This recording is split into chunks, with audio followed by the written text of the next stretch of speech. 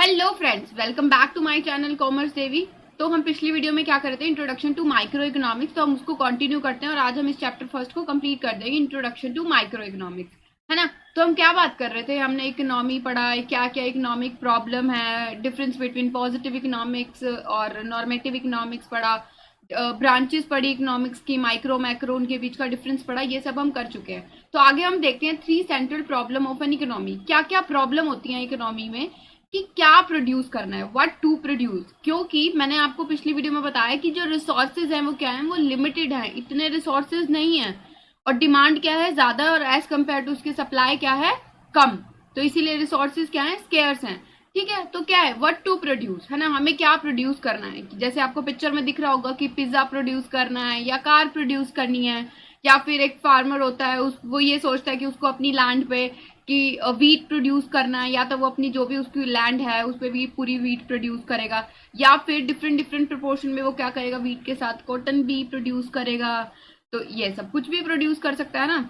अब how to produce, कैसे produce करना है, किस तरीके से, मतलब कैपिटल इंटेंसिव टेक्निक यूज करनी है या लेबर इंटेंसिव टेक्निक। अब लेबर इंटेंसिव टेक्निक का मतलब होता है कि जिसमें ज्यादा लेबर का यूज हो रहा है और मशीनों का कम यूज हो रहा है ना। समझ आई, मतलब हाथ से ज्यादा काम हो रहा है और मशीनों से कम, that is labour intensive technique. And capital intensive technique is जब मशीनों का ज्यादा यूज होना और हाथों का कम यूज होना, that is capital intensive technique. But आप लोगों को तो पता ही है हमारे इंडिया में क्या यूज हो रहा होगा, हमारे इंडिया में लेबर इंटेंसिव टेक्निक ज्यादा है और यूएस में क्या है, कैपिटल इंटेंसिव टेक्निक। अब अगर इंडिया में कैपिटल इंटेंसिव टेक्निक यूज करेंगे तो काम चलेगा नहीं, क्योंकि पॉपुलेशन ही इतनी ज्यादा है। तो आगे है हुम टू प्रोड्यूस, किसके लिए प्रोड्यूस करना है, कि पुअर के लिए, रिच के लिए, मिडिल क्लास फैमिलीज के लिए, ओके, या फिर ऐसे कैटेगराइज करना है मैन, वुमेन एंड चिल्ड्रन के लिए, किसके लिए प्रोड्यूस करना है। तो क्या है, ये थ्री सेंट्रल प्रॉब्लम है कि what to produce, how to produce and whom to produce. Okay, तो सबसे पहली है व्हाट टू प्रोड्यूस, कि क्या प्रोड्यूस करना है। तो एक लिमिटेड रिसोर्सेज के साथ सब कुछ तो प्रोड्यूस नहीं किया जा सकता, क्योंकि डिमांड ज्यादा है और सप्लाई कम है। तो फर्स्ट सेंट्रल प्रॉब्लम क्या है कि व्हाट टू प्रोड्यूस, सेलेक्ट करना है कि कौन सी गुड्स को प्रोड्यूस करना है, किस क्वांटिटी में प्रोड्यूस करना है। फॉर एग्जाम्पल, अभी एक फार्मर है, उसको अभी मैंने आपको बताया कि different different crops as to which he should grow on one piece of land.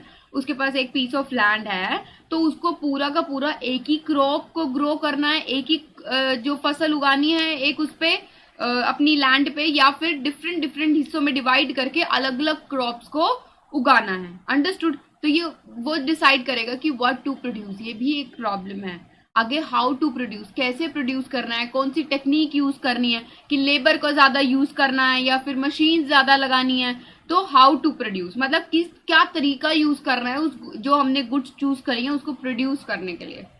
For whom to produce, अब जो रिच जो फार्मर होते हैं वो तो कैपिटल इंटेंसिव ज्यादा यूज करते हैं, लेकिन जो नॉर्मल जो लो फैमिली से बिलोंग करते हैं पीछे से, तो वो फार्मर जो होते हैं वो ऑलमोस्ट ज्यादा अपने हाथों से ज्यादा मेहनत करते हैं, बट मशीनों से तो काम जल्दी हो जाता है। तो ये डिफरेंशिएट है labour intensive technique and capital intensive technique के अंदर। Okay, for whom to produce, किसके लिए प्रोड्यूस करना है। द लास्ट सेंट्रल प्रॉब्लम क्या है कि what and how produce for whom to produce, है ना। इसके बाद कि हमने ये डिसाइड कर लिया कि क्या प्रोड्यूस करना है, किस तरीके से प्रोड्यूस करना है। अब हम डिसाइड करेंगे किसके लिए प्रोड्यूस करना है। अब एक इकोनॉमी में सबको सेटिस्फाई तो नहीं किया जा सकता ना, है ना, कितने सारे लोग हैं, हर इंडिविजुअल की नीड्स को सेटिस्फाई नहीं किया जा सकता। तो डिसीजन लेना जरूरी है कि किसके लिए प्रोड्यूस करना है। For example, an organisation can decide to produce necessity good for the poor section of the society, however जो दूसरी फॉर्म है वो डिसाइड करती है उसको लग्जरी गुड प्रोड्यूस करनी है, तो वो एक सेक्टर को हिट कर रही है ना। अंडरस्टूड। जैसे एक फॉर्म है वो पुअर सेक्शन को हिट कर रही है और जो दूसरी है वो थोड़ा रिच फैमिलीज को हिट कर रही है। आगे है, आज मैं बताऊंगी प्रोडक्शन पॉसिबिलिटी कर्व। अब आप कहेंगे ये प्रोडक्शन पॉसिबिलिटी कर्व क्या है। अब नाम पढ़ो, प्रोडक्शन पॉसिबिलिटी कर्व, मतलब कि प्रोडक्शन की पॉसिबिलिटी दिखाने वाले कर्व को क्या कहेंगे, प्रोडक्शन पॉसिबिलिटी कर्व। अभी इसका ग्राफ, इसकी टेबल से आप अच्छे तरीके से समझेंगे। होल्ड ऑन, रुको रुको। तो पीपीसी कर्व क्या शो करता है, ये एक ग्राफिकल रिप्रेजेंटेशन शो करता है कि जो रिसोर्सेज है ना उसको उसकी कितनी पॉसिबिलिटीज हैं जिससे हम डिफरेंट डिफरेंट गुड्स बना सकते हैं। इसको क्या कहते हैं? इसको हम प्रोडक्शन पॉसिबिलिटी फ्रंटियर भी कहते हैं, ट्रांसफॉर्मेशन कर्व भी कहते हैं, ट्रांसफॉर्मेशन बाउंड्री भी कहते हैं और ट्रांसफॉर्मेशन फ्रंटियर भी कहते हैं। अब इसको ट्रांसफॉर्मेशन कर्व क्यों कहते हैं मैं बताती हूँ। जो पीपीसी कर्व होता है ना, वो पॉसिबल कॉम्बिनेशन दिखाता है टू गुड के जो प्रोड्यूस हो सकती हैं विद जितने भी रिसोर्सेज हैं और जो भी टेक्नोलॉजी है उसी टेक्नोलॉजी को यूज करके, उतने ही रिसोर्सेज को यूज करके कैसे डिफरेंट डिफरेंट गुड्स को हम प्रोड्यूस कर सकते हैं। अंडरस्टूड? अब मेरे पास 100 रुपए हैं, है ना, 100 रुपए मुझे 2 जगह लगाने हैं। फॉर एग्जाम्पल मुझे 50 रुपए तो अपने सेव करने हैं और 50 रुपए का मैंने सोच लिया कि मैं जाके चीज लाऊंगी बाहर से। तो 2 चीजें हो सकती है, या तो 50 रुपए मैंने सेव कर लिए और 50 की मैंने चीज ले ली, या फिर 100 के 100 मैंने सेव कर लिए, या फिर 100 के 100 की मैंने चीज ले ली। तो ये डिफरेंट कॉम्बिनेशन को क्या कहते हैं? Production possibility curve. या फिर एक और एग्जांपल लेते हैं, वही फार्मर वाला ही, कि उसने सोचा, एक फार्मर ने, कि वो जो भी उसकी लैंड है उस पर वो क्या करेगा, वो व्हीट ग्रो करेगा। अंडरस्टूड? पूरी लैंड पे।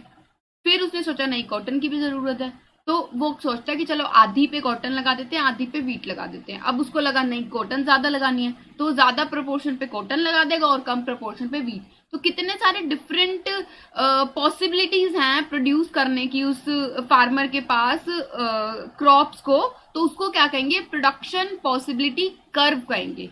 अंडरस्टूड? अब इसको ट्रांसफॉर्मेशन क्यों कहते हैं? क्योंकि अब उसको व्हीट को कम तो करना पड़ रहा है ना उस फार्मर को। जब उसको ज्यादा कॉटन प्रोड्यूस करनी है तो उसको क्या करना पड़ रहा है? व्हीट कम प्रोड्यूस करनी शुरू करनी पड़ रही है। मतलब कि जो उसके पास लैंड है, जो उसके पास रिसोर्सेज है, वो उसको ट्रांसफर करने पड़ रहे हैं कॉटन वाली तरफ। अंडरस्टूड? मतलब एक गुड्स की प्रोडक्शन को बढ़ाने के लिए दूसरी गुड्स की प्रोडक्शन को कम करना पड़ेगा, क्योंकि जो उसके रिसोर्सेज हैं वो ट्रांसफर करने पड़ते हैं दूसरी गुड्स की प्रोडक्शन में। इसीलिए उसको ट्रांसफॉर्मेशन कर्व भी कहते हैं। अंडरस्टूड? तो आगे है, the PPC demonstrate that production of one commodity में increase only if production of other commodity decrease. वो तभी इंक्रीज होगा, मतलब फार्मर तभी ही कॉटन उगा पाएगा जब वो अपनी व्हीट की प्रोडक्शन को कम करेगा। The PPC is decision making tool for manager decide on the optimum production mix for the company. मतलब कि कौन सी बेस्ट चॉइस है कि वो डिफरेंट, मतलब व्हीट कितनी उगाए और कॉटन कितनी ग्रो करे। तो ये बेस्ट पॉसिबल वो दिखाता है कि इतना ये करना चाहिए, इतना ये प्रोडक्शन पॉसिबिलिटी कर्व दिखाता है ग्राफिकल रिप्रेजेंटेशन के थ्रू, कि कौन सा बेस्ट डिसीजन रहेगा, मतलब कि कितनी व्हीट प्रोड्यूस करनी है, कितनी कॉटन प्रोड्यूस करनी है। तो अब हम सपोज करते हैं कि 2 गुड्स प्रोड्यूस कर रहे हैं, कॉटन, 2 क्रॉप्स को प्रोड्यूस करना है, कॉटन और व्हीट। एक एज्यूम करते हैं कि 2 कॉमोडिटीज हैं। एक फार्मर क्या कर रहा है, अगर 1000 क्विंटल कॉटन प्रोड्यूस हो रही है तो व्हीट कितनी प्रोड्यूस हो रही है? 15,000 क्विंटल्स। अगर 2000 क्विंटल्स कॉटन प्रोड्यूस हो रही है, मतलब 1000 क्विंटल बढ़ा दी कॉटन, तो हमें क्या करना पड़ेगा? व्हीट को रिड्यूस करना पड़ेगा। क्योंकि अभी मैंने आपको बताया, एक गुड की कॉमोडिटी को बढ़ाने के लिए दूसरी गुड्स की कॉमोडिटी, जो हम कॉमोडिटी को प्रोड्यूस कर रहे हैं, उसकी क्वांटिटी को क्या करना पड़ेगा? कम करना पड़ेगा। अंडरस्टूड?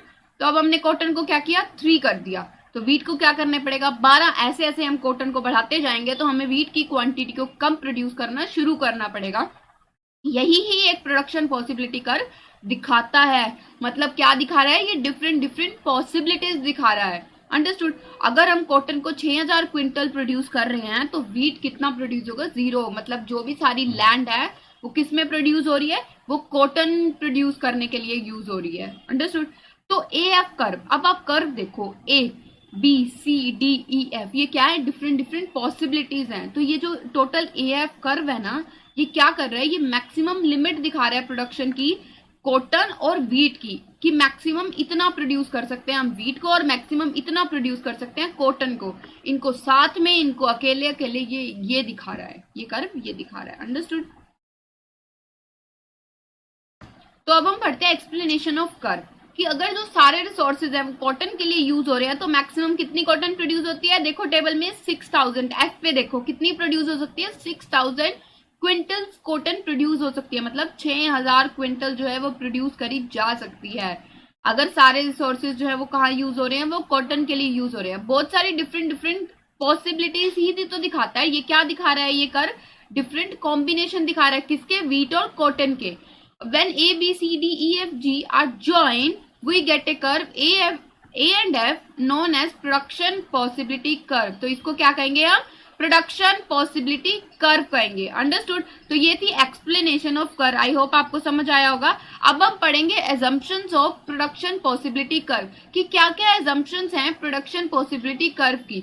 तो पहली एजम्पशंस हैं जो रिसोर्सेज है ना वो क्या होंगे? वो कांस्टेंट होंगे। अंडरस्टूड? जो टेक्नोलॉजी यूज हो रही है वो भी कांस्टेंट होगी। ये एजम्पशंस है प्रोडक्शन पॉसिबिलिटी कर्व की। मतलब ये जो एजम्पशंस हैं वो चेंज नहीं होती हैं। अंडरस्टूड? मतलब ये मानी गई है एजम्पशन कि एज्यूम किया गया है, माना गया है कि जो रिसोर्सेज हैं वो कांस्टेंट रहेंगे, जो टेक्नोलॉजी है वो कांस्टेंट रहेगी, और जो रिसोर्सेज और जो टेक्नोलॉजी यूज हो रही है वो फुली और एफिशिएंटली यूटिलाइज करी जा रही है। According to the production possibility curve the economy is assume to have only 2 goods which represent the entire market. है ना? इन्होंने ये एज्यूम किया है सिर्फ 2 गुड्स ही प्रोड्यूस कर रही हैं जो पूरी इकोनॉमी है, और वही ही पूरी एंटायर मार्केट को क्या कर रही है? रिप्रेजेंट कर रही है। ये क्या है? ये डिफरेंट डिफरेंट एजम्पशंस हैं प्रोडक्शन पॉसिबिलिटी कर्व की। Next is properties of production possibility curve. अब क्या क्या प्रॉपर्टीज हैं? The PPC is a downward sloping curve from left to right. This is because it indicates that to increase the production of one commodity production of another. तो ये क्या कह रहा है? कर्व देखो एक बार। कर्व क्या है? कैसे जा रहा है? ऐसे बेंड हो रहा है, मतलब डाउनवर्ड, नीचे की तरफ जा रहा है। नीचे की तरफ जा रहा है, इसका मतलब डाउनवर्ड स्लोपिंग है। अब ये डाउनवर्ड स्लोपिंग क्यों है? अभी मैंने आपको बताया था कि कॉटन को अगर हमें 1000 क्विंटल बढ़ाना है तो वीट के 1000 क्विंटल कम हो रहे हैं। मतलब जब हम 1000 क्विंटल से 2000 क्विंटल कॉटन कर रहे हैं तो वीट कितना करना पड़ रहा है? 15 से 14000 करना पड़ रहा है। इसीलिए क्या है? ये डाउनवर्ड स्लोपिंग है कि एक कॉमोडिटी को इंक्रीज करने के लिए दूसरे की क्वांटिटी को कम करना पड़ेगा हमें। अंडरस्टूड? तो आगे क्या कह रहा है? PPC is concave to the origin. देखो मैं मेरे हाथ देखो, ऐसे कनकेव होता है और जब ऐसे उल्टा होता है दैट इज कन्वेक्स। अंडरस्टूड? तो ये क्या है? कनकेव टू द ओरिजिन है। और the shape of the PPC किस पे डिपेंड करती है? कि कितने रिसोर्सेज है अवेलेबल। अगर रिसोर्सेज बढ़ जाएंगे तो ये राइटवर्ड शिफ्ट हो जाएगा, अगर रिसोर्सेज कम हो जाएंगे तो ये लेफ्टवर्ड शिफ्ट, मतलब अंदर की तरफ आ जाएगा। अंडरस्टूड? और अगर रिसोर्सेज बढ़ गए तो ये क्या है? बाहर की तरफ शिफ्ट हो जाएगा। तो आज हमने क्या क्या पढ़ा? आज हमने पढ़ा 3 सेंट्रल प्रॉब्लम की क्या प्रोड्यूस करना है, क्या तरीका यूज करना है, कैपिटल इंटेंसिव यूज करना है या लेबर इंटेंसिव यूज करना है, किसके लिए प्रोड्यूस करना है, किस सेक्शन के लिए प्रोड्यूस करना है। इट मीन क्योंकि सबको सेटिस्फाई तो नहीं किया जा सकता। आगे हमने पढ़ा क्या क्या पॉसिबिलिटीज हैं प्रोड्यूस करने की कॉमोडिटीज को।